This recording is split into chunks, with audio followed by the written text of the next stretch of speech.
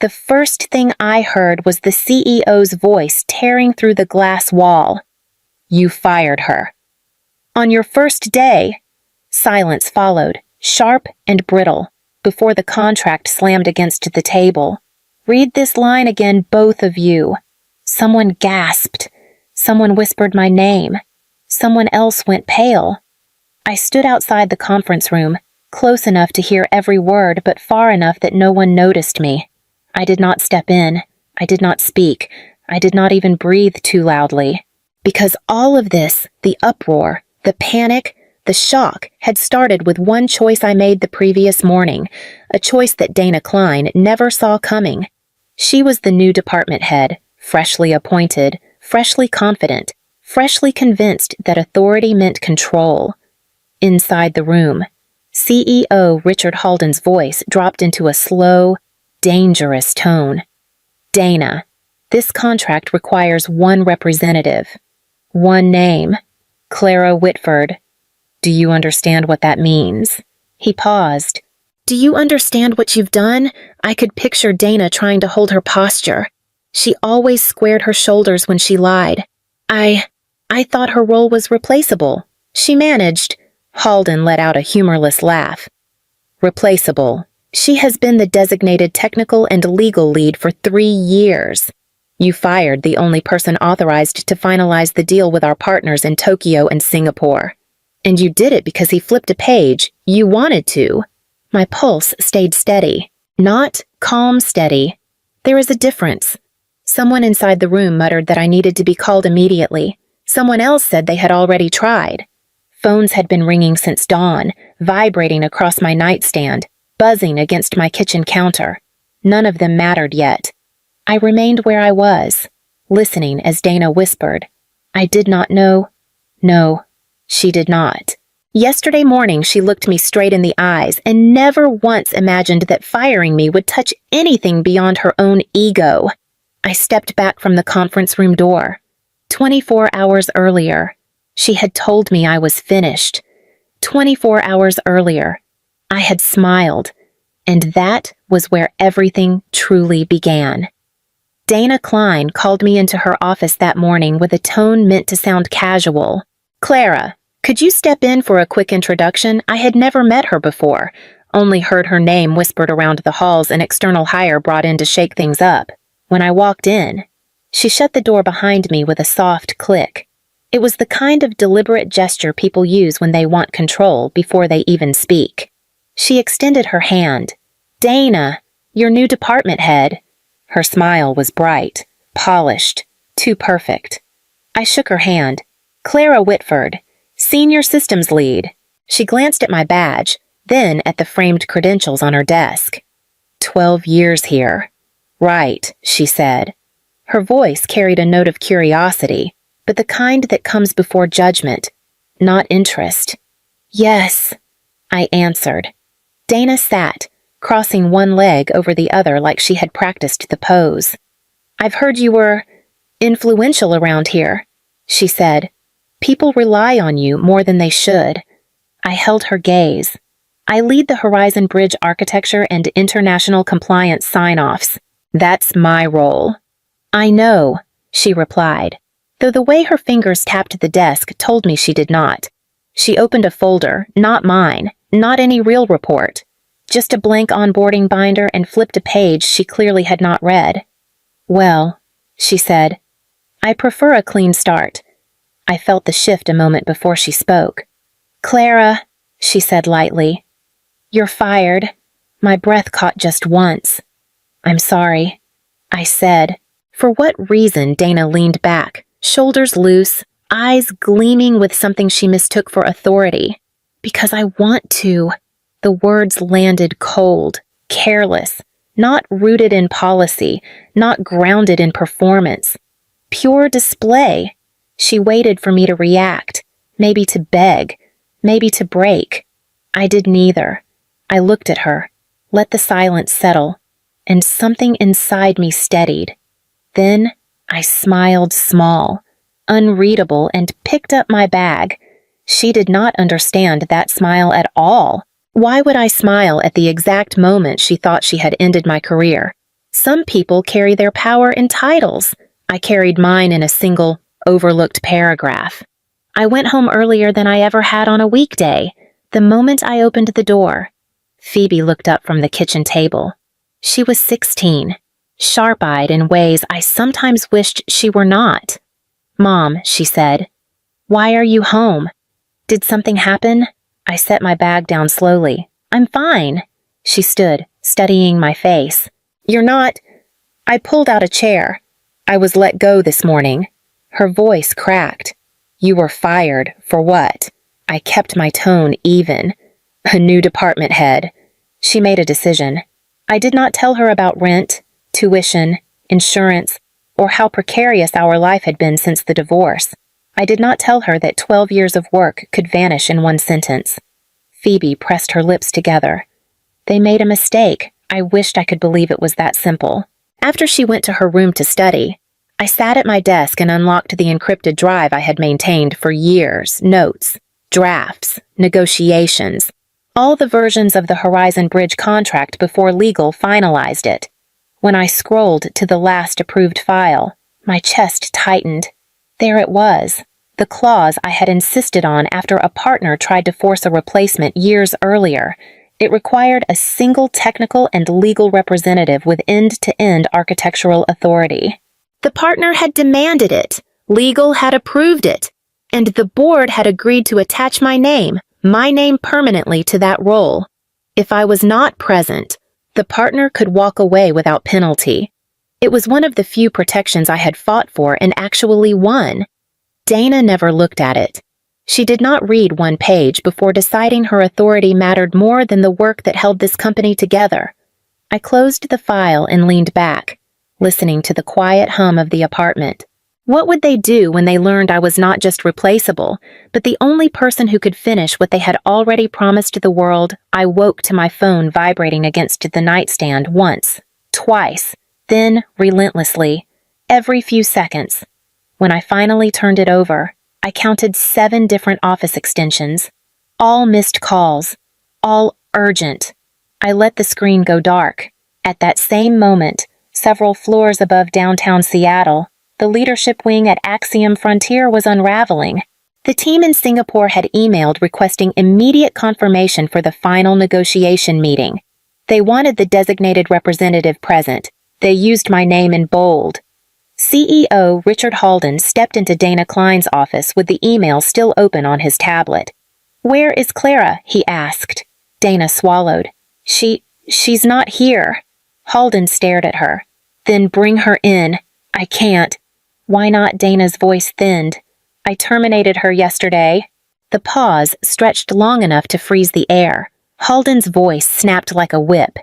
"She is the only authorized representative. You fired her because you wanted to. I thought her role was flexible." Dana rushed out. "The team can cover." "They cannot." Halden slammed the contract onto her desk. "The clause is binding. Without her, the partner withdraws." "Do you understand the scale of this?" Dana's breath trembled. "No one told me. The documentation wasn't— It was—" He cut in. "You never read it." While their voices rose, my phone buzzed again, then again, vibrating across the kitchen table where I had set it aside. Silence felt steadier than any explanation I could offer them. Silence was control. When the phone rang a final time, the caller ID displayed a direct number I had never seen on my screen before. Richard Halden. I let it ring twice before answering. "Clara," he said, breath tight. "We need to speak. Immediately." His urgency filled the line. Mine stayed quiet. Would I agree to return or let them feel the full weight of firing the only person they could not replace? I met Richard Halden in a small cafe in Pioneer Square, the kind of place where conversations felt contained, sealed off from the world. He opened his mouth as I sat down, but I raised a hand first. "An apology won't fix this," I said. He closed his jaw, exhaled slowly, and nodded. "All right, then let me start with the reality. Dana's decision has put us within inches of losing a multi-country agreement we spent 3 years building." I folded my arms. I know exactly what that agreement costs to lose. She acted impulsively. He added, she misread her role. She underestimated yours. That part is obvious. Clara, he said, leaning forward, I need you back. The partners want confirmation today. They asked for you by name. I let the words settle between us. Then I spoke, calm but unmoving. If I return, it will be under conditions you will commit to in writing. His eyebrows lifted. Tell me what you want. Full authority over Horizon Bridge in the negotiation phases. I said, no shared oversight. He hesitated but nodded. Fine. Written protection from arbitrary termination. I will never sit in front of another Dana again. That's reasonable, he said, though his jaw tightened. Dana is removed from anything involving my team, directly or indirectly. He swallowed. Agreed.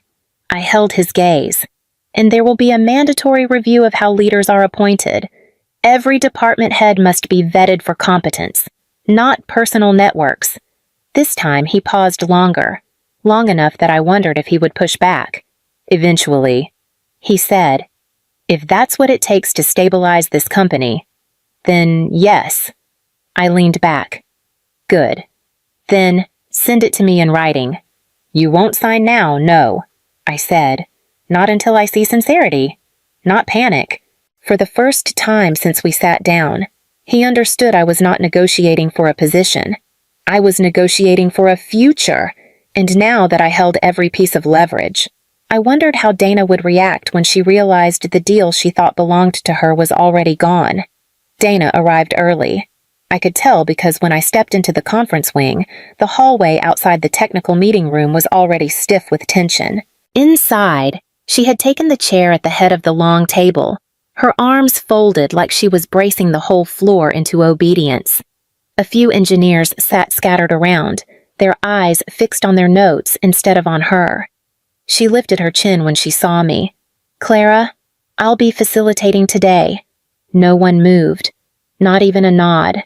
I walked to the opposite side of the table, placed my binder down, and pulled out the prepared agenda. The partners asked that I lead the technical portion, I said, keeping my voice neutral.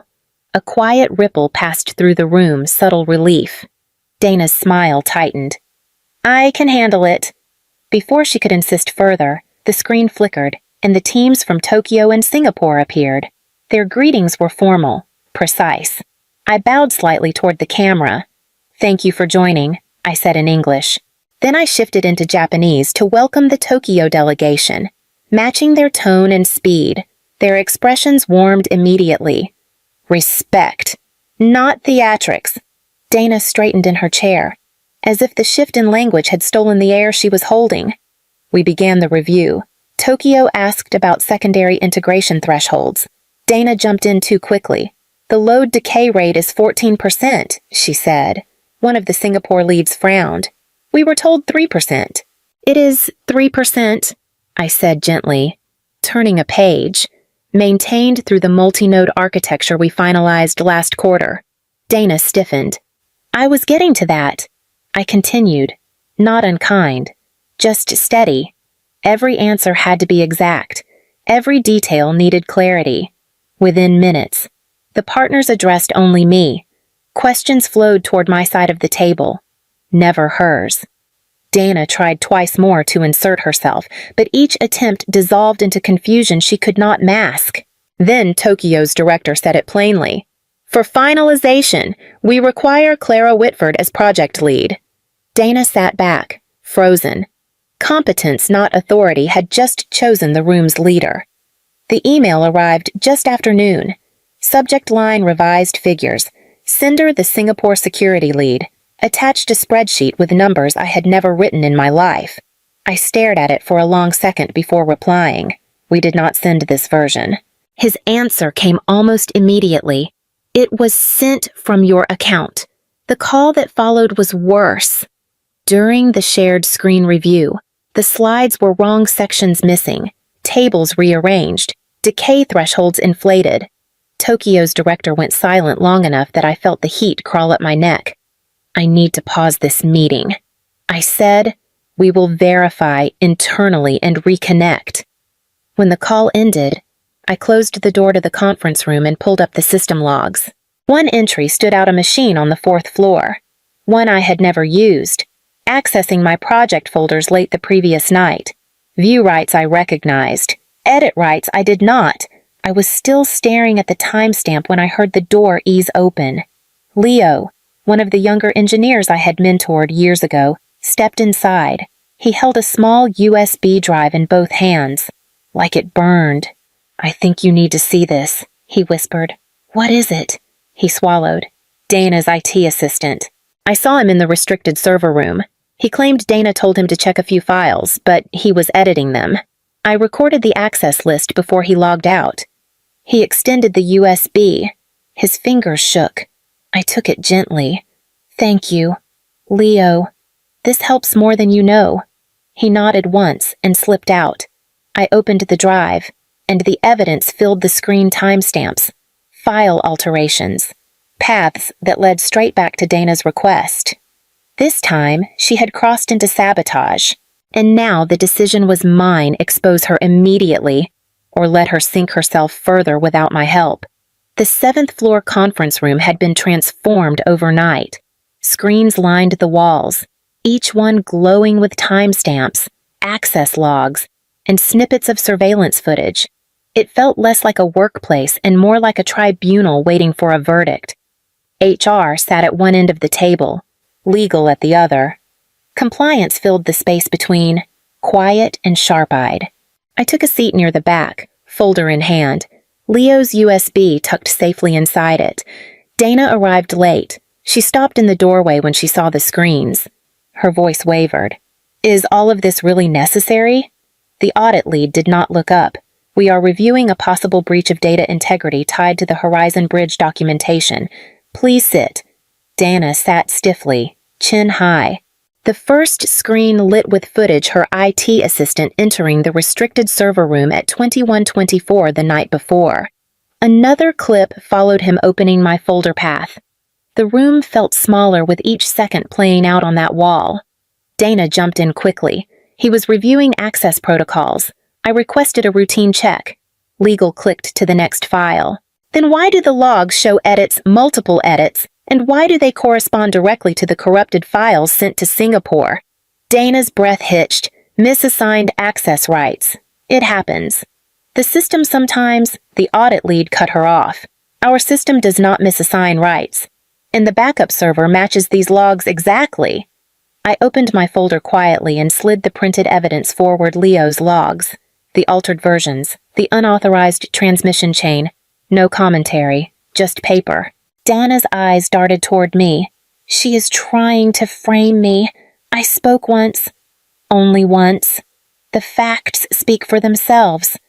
The room went silent. Midway through the review, CEO Richard Halden stepped in. He stood behind the auditors without a word, listening as the final timeline appeared on screen. His expression never changed, but the disappointment in his eyes pressed heavier than anything said aloud. And the board, seeing all of this, would soon decide what came next. No one in the boardroom moved when the final audit report landed on the table. It was thick, heavy, and impossible to dispute. Pages fanned across the polished surface like evidence laid out in a courtroom. The audit lead began. "We found deliberate data manipulation, unauthorized access, and falsified transmissions sent under Clara Whitford's credentials. All activity traces back to Dana Klein's direction or to her assistant acting on her behalf." Dana's breath came out in short, panicked bursts. "That is not accurate," she snapped. "Clara is twisting this. She has been planning to take my position since the moment I arrived." Her accusation hung in the air. I lifted a folder and opened it calmly. "These are independent server backups," I said. "They are time-stamped and verified by both the backup system and the compliance team." I slid the documents toward the board. "And this is a statement from engineer Leo Park, who witnessed your assistant entering the restricted server room to alter my files." Dana shook her head violently. "He is lying. He misunderstood." One of the board members interrupted. Your assistant confirmed the access rights in a preliminary interview yesterday morning. Color drained from Dana's face. Another board member added, "You claimed these edits were system glitches. The logs do not support that. Your explanations contradict each other." Dana grasped for anything. "I was trying to help the company." Clara deliberately, "Stop." CEO Halden said quietly. His voice carried enough finality to silence the entire room. The board convened for only a moment before delivering the decision. Dana was removed from her position effective immediately and referred for industry-wide ethics review. No appeal, no negotiation. Halden turned to me, his tone softened. "Clara, the company needs stability and a culture built on transparency. We would like you to step into a new role, Director of Systems Integrity." I sat back, absorbing the weight of everything that had unfolded. With Dana gone, a different path opened in front of me, one I had never expected to choose for myself or for the company I had nearly walked away from forever. Karma did not come loudly. It came quietly by letting the truth stand where lies collapsed. I accepted the role of Director of Systems Integrity the next morning. Halden met me outside his office and handed me the signed appointment letter himself. "You'll have full autonomy," he said. "Build this place into what it should have been years ago." "I will," I answered, and meant it. My first step was simple rebuild from the inside. I called the engineering leads together and outlined a new hiring structure, merit-based, transparent, insulated from politics. Then I asked for a list of junior staff who had been overlooked under Dana's leadership. Leo was on that list. So were 3 young women who rarely spoke in meetings. "I want them trained," I said, "not to survive here, but to lead here." That afternoon, I returned to my office to find a thin envelope slipped under the door. Phoebe's school crest was printed on the corner. Inside was a letter from the admissions office. She had earned a merit scholarship, supported by a new initiative for families affected by corporate misconduct. When she called me, her voice shook with excitement. "Mom, this changes everything." "It does," I told her, and for the first time in years, I felt its stability that came from standing my ground, not from holding my breath. Later that evening, an automated industry bulletin arrived in my inbox. Dana Klein's name appeared under a section titled Ethics, Sanctions, and Leadership Violations. I read the notice once, then I closed the email without saving it. There was no satisfaction in her fall-only closure. On the first morning of my new position, I stood before the same elevator I had walked away from when Dana fired me. Back then, my hands trembled. This time, they did not. I stepped inside with a steady breath. Knowing strength was never about proving power. It was about knowing no one could take away what I stood for. 17 years in the warehouse, and my boss reduced me to one sentence. Brent Mallory closed the conference room door behind us with a soft click. The kind that always meant trouble. He didn't sit. He didn't clear his throat. He just looked at me like he was checking a number off a list. "Zelda," he said, "corporate has decided it's time to modernize. The AI rollout is official. It will replace most of our legacy roles." Legacy. That was the word he used for people like me. A few minutes earlier, he'd stood in front of the entire staff and sold the idea like it was a miracle AI can replace everything. He'd announced, grinning as if he'd discovered gravity. I'd watched faces around the room go stiff. A few younger workers tried to look excited. The older ones didn't move at all. Now we were alone. And Brent's voice dropped lower. "For you," he said. "There's only one position left that fits the new structure." I waited. I wanted to hear him say it. "The janitor's room," he finally added. "Cleaning support, night tasks, reduced responsibilities. You can take it, or—" He lifted his shoulders as if the rest was self-explanatory. I stared at him. I had been 46 for 2 months. I had started working this warehouse floor long before he ever wore a badge here. I had trained 4 managers, balanced hundreds of misrouted deliveries, and stayed through storms that shut half of Columbus down. And yet here he was, telling me the only job I deserved was pushing a mop. I felt something settle inside me, a hard, steady calm. "I see," I said. Brent relaxed a little, mistaking my quiet for surrender. "Good. I knew you'd be reasonable." I stood, pushed the chair back slowly, and met his eyes. "I have plenty of other options." His mouth tightened, but I didn't give him time to speak. I opened the door and walked past 3 employees who pretended not to listen. Their eyes dropped the second I looked at them. I didn't break stride. I didn't look back. I had spent 17 years holding this place together. And in that moment, walking out of that room, I felt the first real shift, something inside me unclenching, ready for whatever came next. 2 hours earlier, none of us saw the storm coming. I walked into the warehouse before dawn, the same way I had for 17 years. The night crew was clocking out, bleary-eyed but relieved to see me. "Zelda!" The temp-controlled pallets came in early, Luis said, rubbing his face. Nobody knew where to put them. "Which dock?" I asked. "Dock 9? I didn't need to think. "Slide the poultry to Zone 3, and keep the dairy on the north wall. There's a rail delivery coming in later, and they'll need space." Luis nodded like he'd been waiting for those exact instructions. Across the floor, a driver named Warren paced near his truck. "My routing shows 2 drop points that don't exist," he muttered.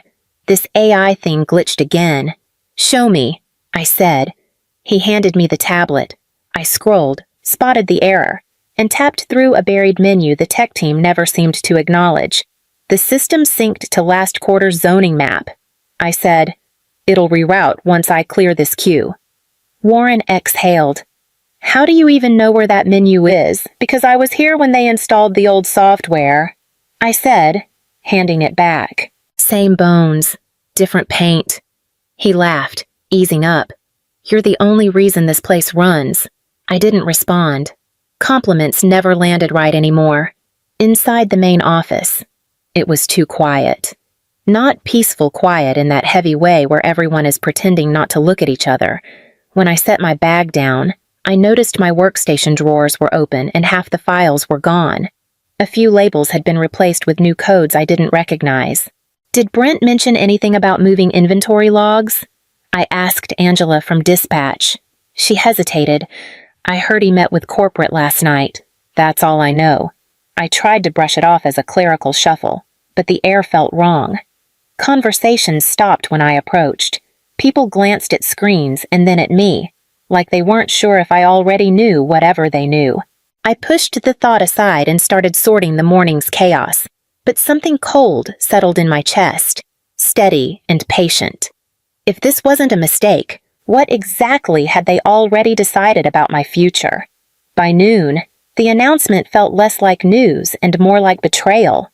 Brent stood at the front of the break room, hands planted on the podium like he was giving a victory speech. Half the warehouse staff crowded in, most of them still in reflective vests.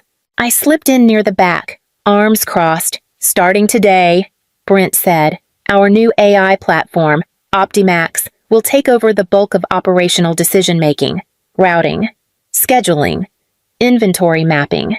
The works." Someone muttered. "Sounds expensive?" Brent grinned. "Actually, it will cut labor costs by 40%. This is progress.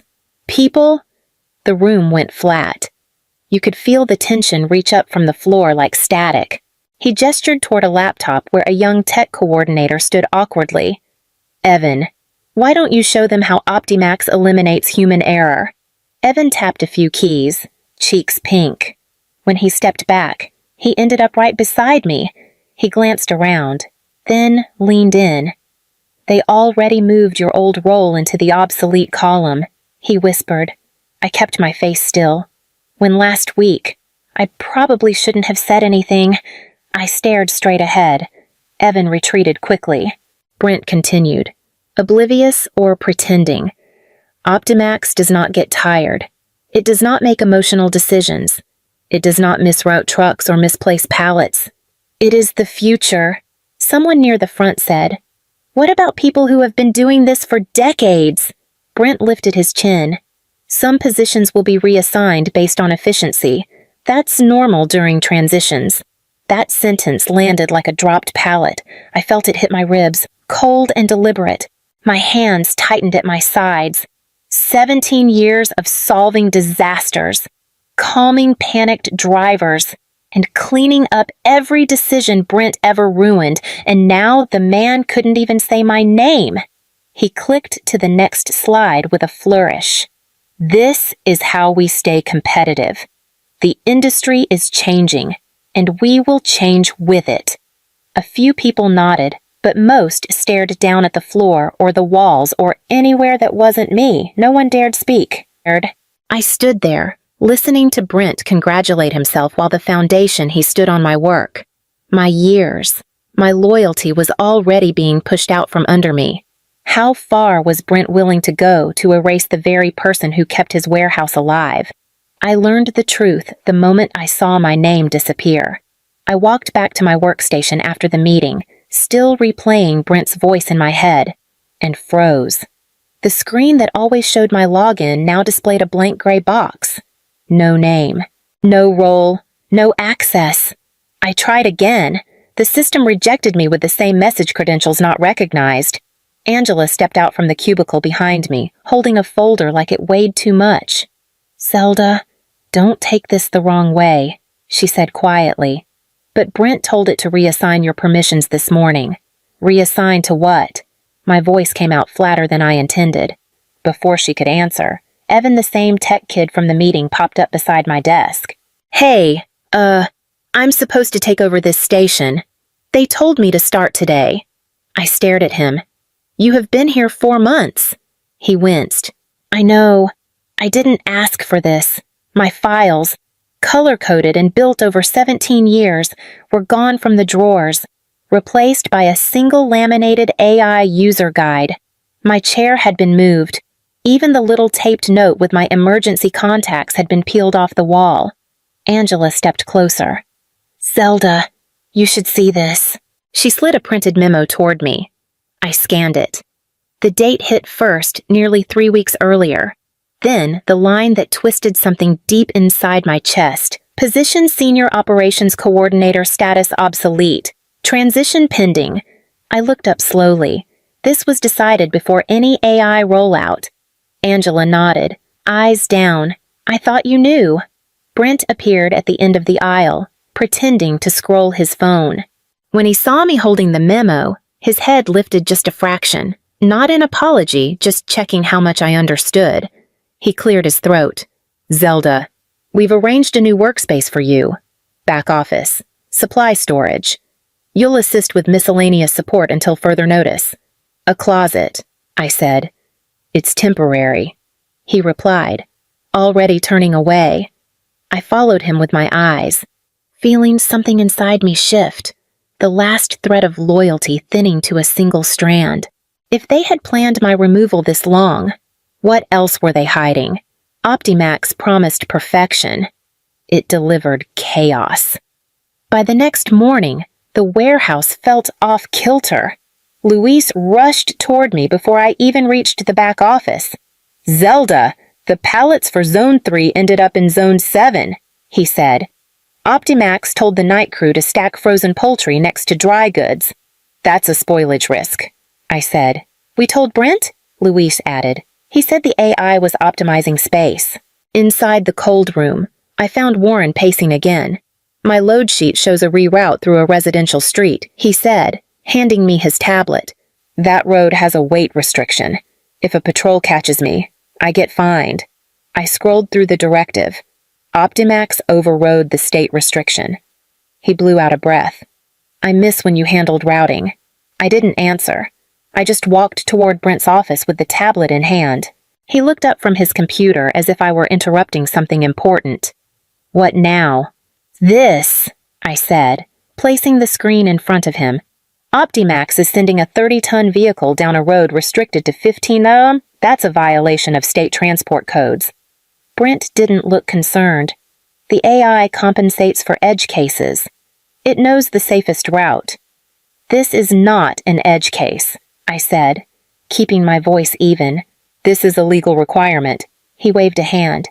"Zelda, you are overthinking. The system is smarter than any of us. I held the tablet steady. I am telling you the system is wrong. He stood up, signaling the conversation was over. Let the AI do its job. We do not need human interference slowing things down. I walked out without arguing further. If Brent wanted to ignore warnings, that was his choice. But I would not be blamed when something went wrong. Back in the supply closet, I opened my notebook and wrote down everything: timestamps, directives, overrides, the exact wording of Brent's dismissal. Every detail mattered now. How long before one of these small failures became a catastrophe if they were going to erase me? I would at least keep the truth intact. My supply closet desk was nothing more than a folding table wedged between two steel shelves, but it became the place where I started building my insurance. I opened a fresh folder and labeled it plainly, Documentation. Every time Optimax produced an incorrect directive, I printed it. Every time a supervisor forwarded a confused message, I saved it. And every time Brent overrode a safety concern, I copied the email and added it to the growing stack. Angela poked her head in around mid-morning. Zelda, are you keeping track of what's been happening? I am now. I didn't hide the folder. Her shoulders dropped in relief. Good. Because the night crew said the AI scheduled them for 12 straight hours. No breaks. Brent told them to trust the system. That violates state labor guidelines. I said, that's why they came to me, she replied. But he shut them down. I made a note of it, including her exact phrasing. Later, Warren found me by the lockers. The AI sent me to the wrong dock again. I almost unloaded at the wrong carrier. Log it. I said, you think any of this matters? It will. He nodded, understanding more than I said aloud. By late afternoon, I received a call from a long-term client, Durham Produce, their operations manager. Elise. Sounded tense. We've had 3 mislabeled pallets this week. She said, is Zelda still overseeing safety checks? I didn't cushion it. No, I am not part of routing or safety anymore. Silence filled the line, sharp and telling. I see, Elise finally said, and the call ended. I added the conversation to my notes. It was the first external crack, the kind that no press release could cover. As the day closed, I slid the growing file into my bag. I had given this place 17 years. The least I could do was protect myself during whatever collapse was coming. What happens when the people who trusted Zelda begin to question the warehouse without her? The day Optimax caused the accident, no one could pretend anymore. I heard the alarm first short, sharp, followed by a burst of frantic radio chatter. Luis sprinted toward me. Zelda, a hazmat load ended up in Zone 4, he said. Workers were already in there. My stomach dropped. That zone is never cleared for hazardous materials. That's why we called it in, he said. Brent told us to stay quiet until he figures out the messaging. By the time I reached the loading bay, corporate had already arrived. 2 representatives stood near the overturned crates, clipboards out. Brent hovered beside them, pale and sweating. This is residual confusion from older routing practices, Brent insisted. We are transitioning from manual oversight. Manual oversight, 1 corporate rep cut in. Your report said Optimax managed all routing this week. Brent's jaw twitched.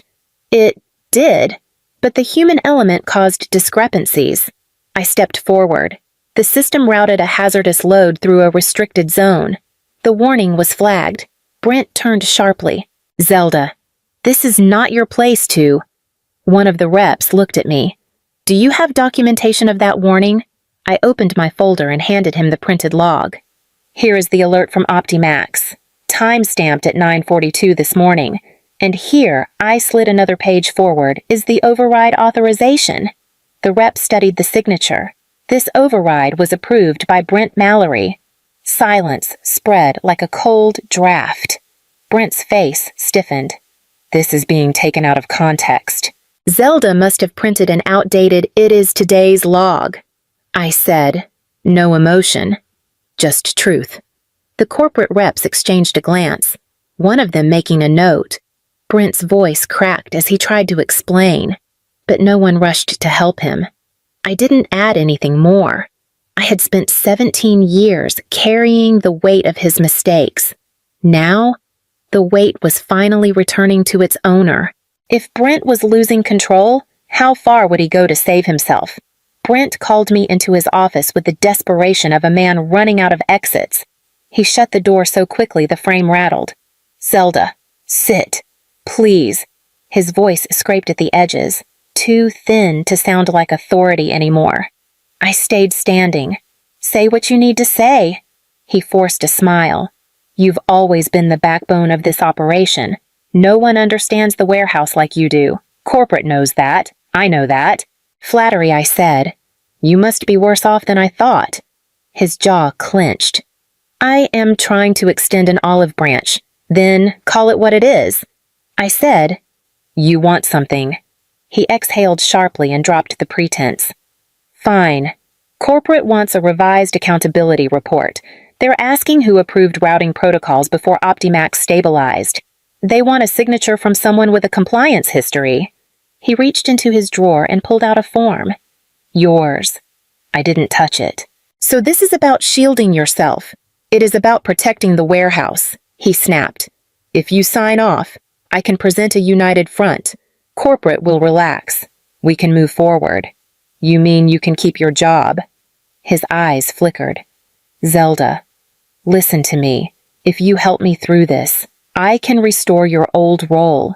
Same authority, same influence." He swallowed. "You belong here." "Do I?" I asked quietly. He stepped closer, lowering his voice. "Your choice is simple. Sign this and help me stabilize operations, or walk away and let this place collapse." I stared at him, this man who had tossed 17 years of my work into a supply closet, who had told me the only place I fit was with the mops. "You forced me to choose," I said. "Now I choose myself." His face fell, slow and stunned, as I turned and opened the door. What does justice look like for a man who used AI to erase the people who built his success? I walked out with nothing but a folder and left behind everything they feared losing. My resignation landed in Brent's inbox before he made it back from lunch. I didn't wait for a reply. I packed up the few things that still belonged to me and headed for the parking lot. Before I even reached my car, my phone buzzed with a message from a regional logistics network in Columbus. They wanted to meet. Someone, likely Elise from Durham Produce, had passed along my name. By the next morning, I was sitting across from their operations director, a calm man named Nolan Price. "We've heard what happened at your warehouse," he said. "We could use someone who understands real logistics, not just what an algorithm spits out." He offered me a consulting contract on the spot. I accepted. Back at Brent's warehouse, the unraveling began immediately. Angela called me 2 days later. "Zelda, clients are pulling audits left and right. OptiMax is triple booking docks and sending refrigerated goods to non-cooled bays." Warren got on the line next. Corporate came down hard. They opened the investigation file. They found the cost-cutting orders Brent pushed through to justify the AI rollout. I listened, saying little. On the 4th day, Angela called again. Her voice shook with something close to disbelief. "They didn't fire him," she said. "Corporate demoted Brent. Effective immediately. He's hourly floor staff. And guess where they assigned him?" I didn't answer. "The janitor's rotation." She continued. "Night sanitation. The exact job he tried to force on you." The irony sat between us, heavy but undeniable. "I thought you'd want to know," she said softly. "Thank you," I replied. I hung up and returned to reviewing a routing transition plan for Nolan's team. My world had already shifted somewhere steadier, somewhere that didn't see me as replaceable. Now that I was finally free, what kind of life would I build from the pieces they tried to discard? Some endings are loud. Mine was quiet, and that made it perfect. My first week with Nolan's team felt like stepping into a room where the air finally matched my lungs. People listened. They asked questions. They treated experience like currency instead of clutter. When I pointed out a flaw in a routing model, Nolan didn't wave it off. He leaned forward and said, Show us how you'd fix it. By the second week, I was consulting for 2 additional companies across Columbus. Word had spread quickly. Managers wanted someone who could balance regulations with reality. Someone who had lived through the chaos of rail delays, spoiled shipments, and overnight storms. One afternoon, while reviewing a temperature control audit, Nolan tapped my shoulder. You know. Zelda, he said. Your reputation is turning into something of a benchmark. People keep saying you're the one who sees what the systems miss.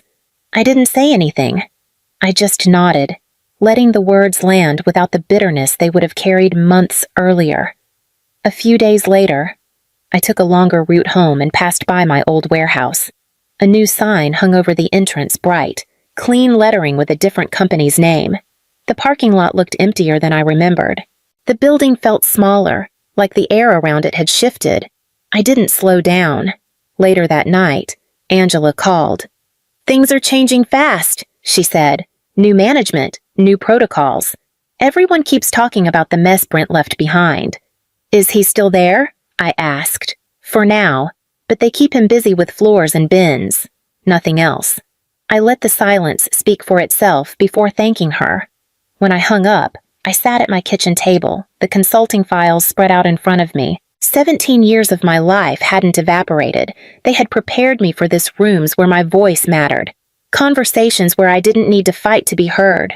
I closed the last folder and leaned back, grounded and steady. I didn't walk away empty. I walked away whole.